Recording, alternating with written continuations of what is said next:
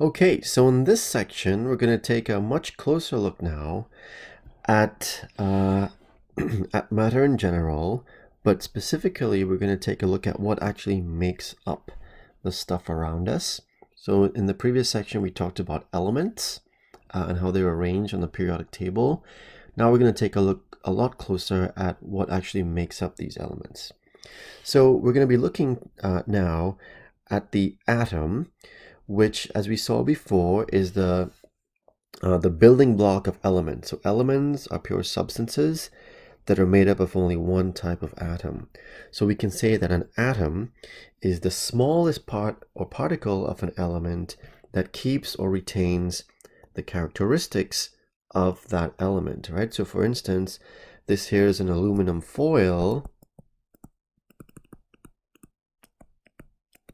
and it's made up of these tiny particles, which are our aluminum atoms, right? And you have lots and lots and lots of these. They're extremely tiny, which means you're going to have a huge number of them that make up even the smallest sample.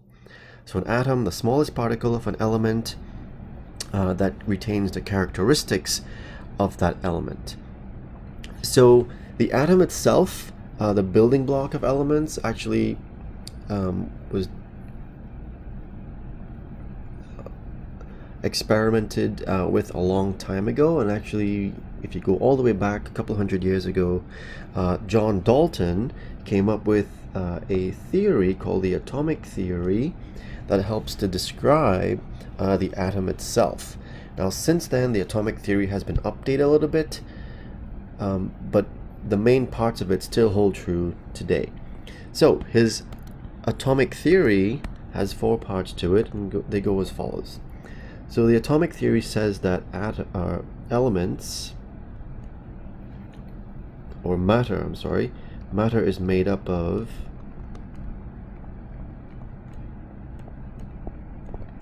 these tiny particles called atoms.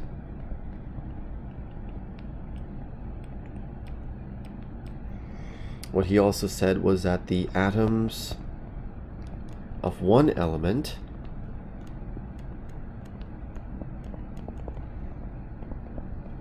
are identical to each other,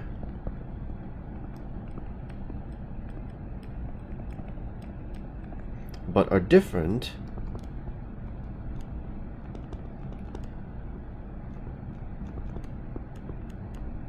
from atoms of another element. So for example, what this means is that your aluminum atoms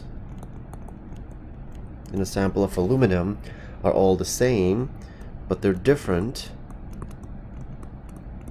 from copper, for instance, atoms. And those are different from hydrogen atoms, which are different from chlorine atoms, which are different from sodium atoms. But all sodium atoms are the same, according to Dalton. He also said that atoms of different elements can combine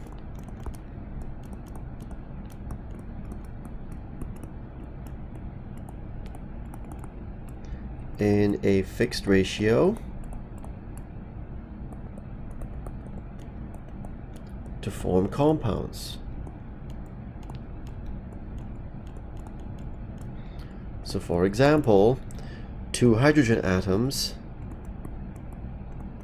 can combine with 1 oxygen atom to make H2O. And H2O, as you probably know by now, is water. So if we're talking about water, it is always going to have that ratio of hydrogen to oxygen, which is 2 H's to 1 O. If you change that ratio, it's not hydrogen. It's not water anymore. And then the 4th part of Dalton's atomic theory was that substances can undergo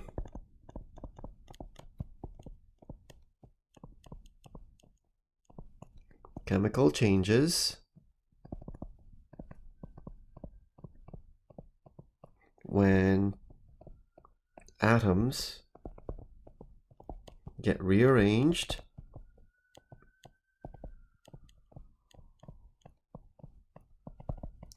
to form new things.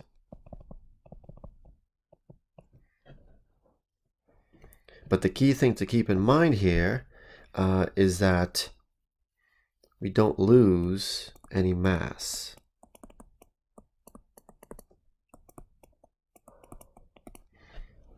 So the total mass that you start with is the total mass that you end with. All we're doing is just rearranging the atoms. So atoms can become separated. We can separate the atoms.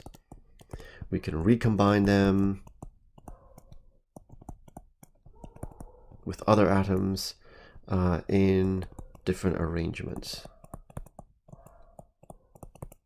And that really is at the hallmark or at the center of what chemistry involves, right? Chemical changes that involve making new things from other things. All right, so the atom, the basic building block of matter, sort of described by Dalton's atomic theory. So what is the atom made up of itself? Well, we're going to take a look now at the building blocks of atoms, which are known as subatomic particles. So these are going to be the building blocks of atoms. For lack of a better term, we're going to be looking here at the anatomy of an atom. And we're going to be seeing three different types of subatomic particles, right? Subatomic meaning they're going to be smaller in size than the atom itself. A couple of things to keep in mind when we start looking at these subatomic particles is how charges affect each other. So when you have like charges, they're going to repel one another. So for example, if I have two positive charges here, they're going to force each other apart. And similarly, if I have two negative charges right next to each other, they're going to repel each other as well. If I have opposite charges,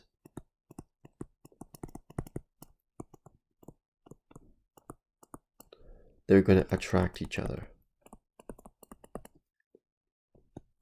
So if I have a negative next to a positive, they will attract each other. If I have a positive next to a negative, they're going to attract each other as well. All right, so you want to keep that in mind as we start going through this chapter, but also the chapter right after it. So the atom, which is the basic building block of matter, is itself made up of these components or these particles, which we call subatomic particles. So what are these subatomic particles and when were they discovered, or how do we know about them? Well, one of the earlier experiments was called a cathode ray experiment, which was performed by J.J. Thomson, and he was able to see that elements, when subjected to an electrical current or a voltage, they actually produced a stream of negative particles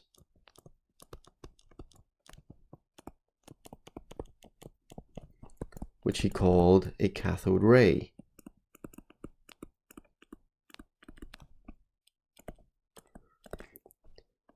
Right, so the key thing here is that these things that would come out of every single element were negatively charged. And his model, or the model that came out from his experiment, was called a plum pudding model. You probably don't know what a plum pudding is, and to be honest with you, I'm not too familiar with what a plum pudding is. So I like to think of it as sort of like a chocolate chip muffin that we can use to give an analogy to what the atom was actually made up of. So according to this model, the plum pudding or the chocolate chip muffin model, we have these negative particles, which was the electron, right? So this was the discovery of the electron that Thomson did.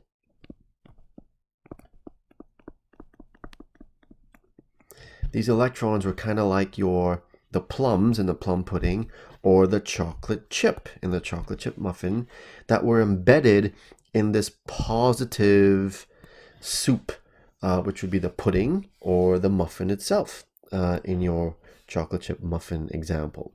So you have your the main part of the chocolate chip muffin being the positive, and then the chocolate chips being the negative electrons that are embedded in there. So that was the model that was put forward based upon Thomson's cathode ray experiment. Now, after Thomson, another experiment which was done by Ernest Rutherford helped to really nail down what the atom actually looked like. And what he did was he took a source of these particles, which we call alpha particles, which is just a form of radiation. And the key thing about these alpha particles is that they are positively charged.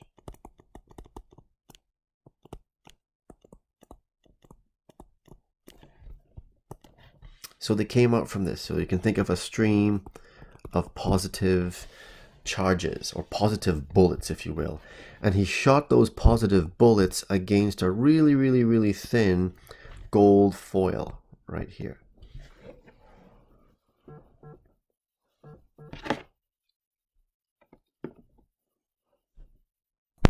So he shot these positively charged particles, kind of like positive bullets, against this really, really, really thin gold foil right here. And then surrounding the gold foil, there was this detector, right? So this circular thing here is a detector where he could detect those positive bullets that either went through. And what he actually saw was that the majority of these positive bullets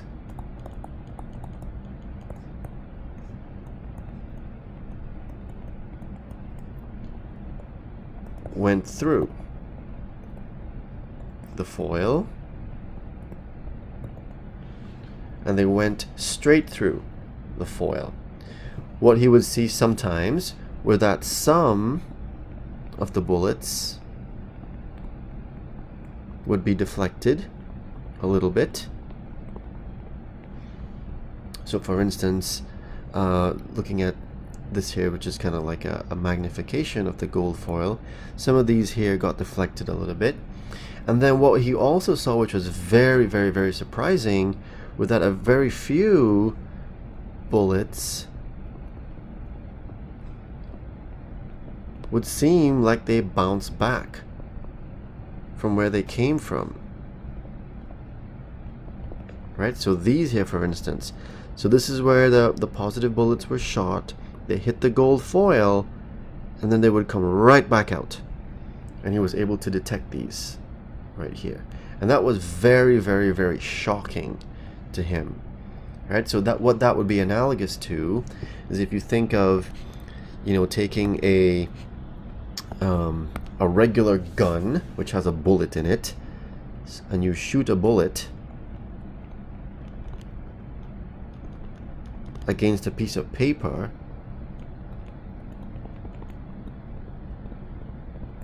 and then our bullet comes right back at you. You wouldn't expect that to happen. No, I wouldn't, if you shoot a bullet at a piece of paper, but that's what he saw. That was what it was analogous to. So think about what that means in terms of these charges, right? So he shot this positive bullet against this gold foil. And in a very few instances, but he did observe this, he saw that positive bullet would be repelled back from where it came from. So what that meant to him was that the atom itself had a small region of dense positive charge. Right, which is why the positive bullets, or the alpha particles is what we call them,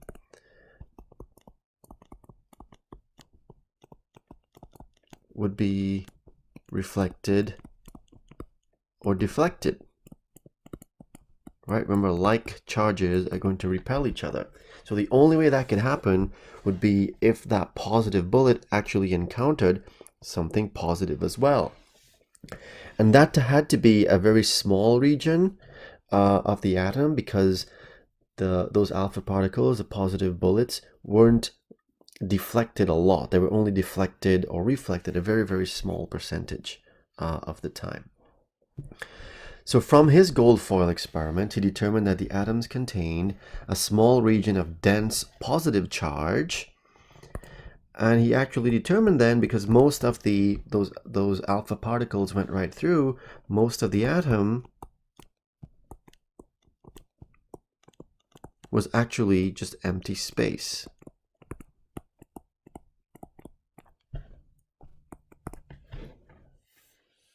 Which is why most of the bullets went right through.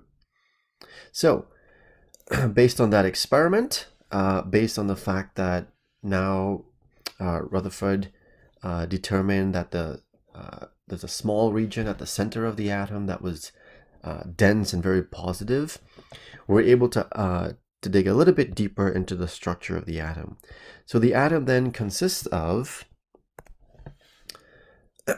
these three subatomic particles, right? So we talked about the electron, which are negative. They have a negative charge associated with them. And now, based on Rutherford's experiment, the particle that was due to that, the alpha particles being able to bounce back off, right? The subatomic particle responsible for that was called a proton,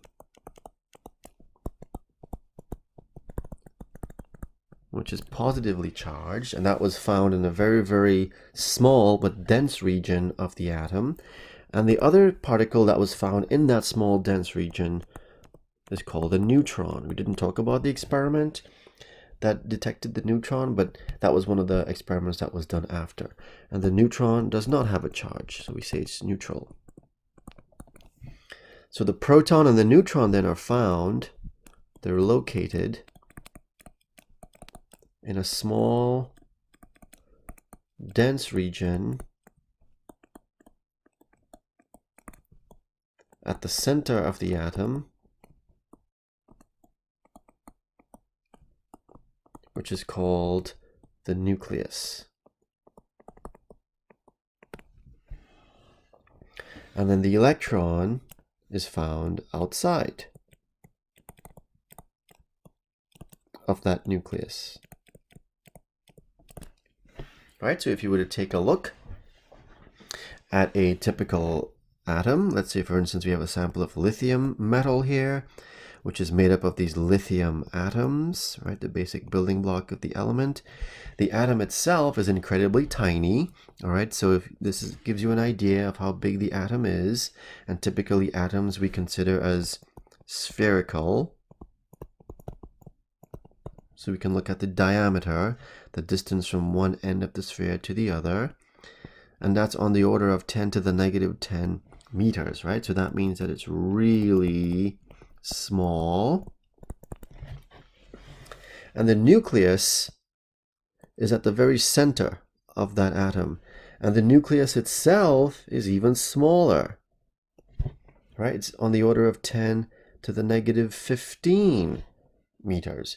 So about 100,000 times smaller than the atom is how big the nucleus is. And the nucleus contains the protons and the neutrons. And the electrons are on the outside of the nucleus. Right, just to give you an idea of that comparison, right, if you were to think of the atom as being the size of a huge building, right? Kind of like the Chesapeake Energy Arena. So if the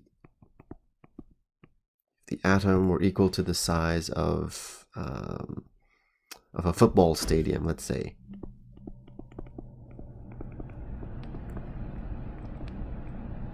Well, then the nucleus at the very center of the atom, which contains the protons and the neutrons, would actually be the size of a M&M at the center of that stadium. Right, so the nucleus is really, really, really small, but there's a lot of stuff in it, so that's why it's so dense. So we said that the atom is incredibly tiny, and within the atom itself we have these subatomic particles.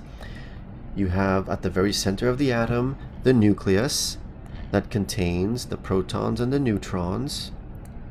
Outside of the nucleus we have these negatively charged electrons. So that's in terms of the size. What about the masses of these things?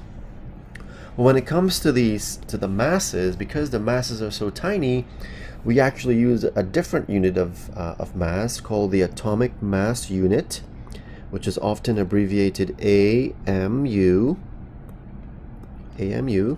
or just simply U as an abbreviation of the abbreviation.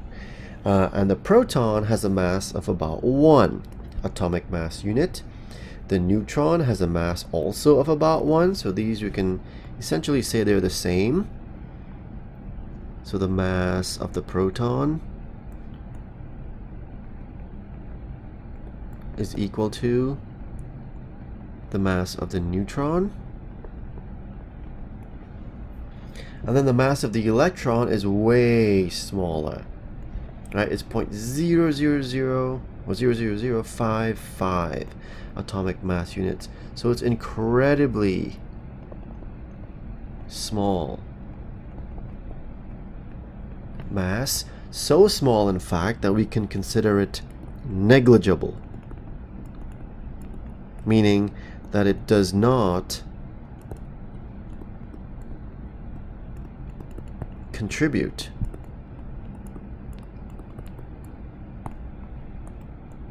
to the overall mass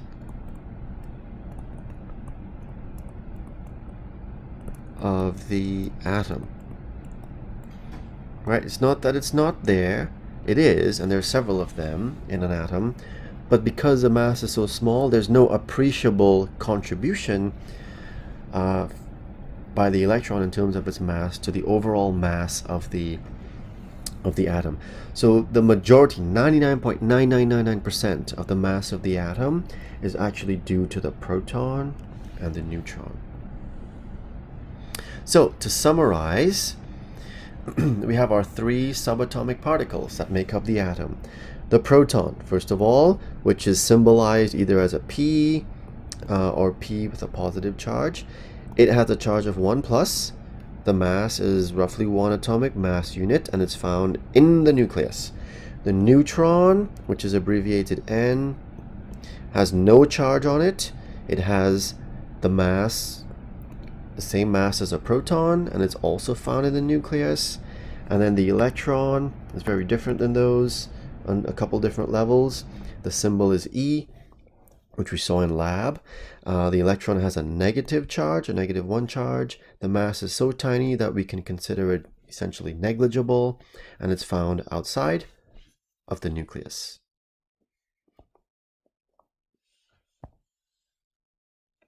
All right, and then to sort of tie this all together, we have a learning check here that you can go through on your own. And the solutions are right below it.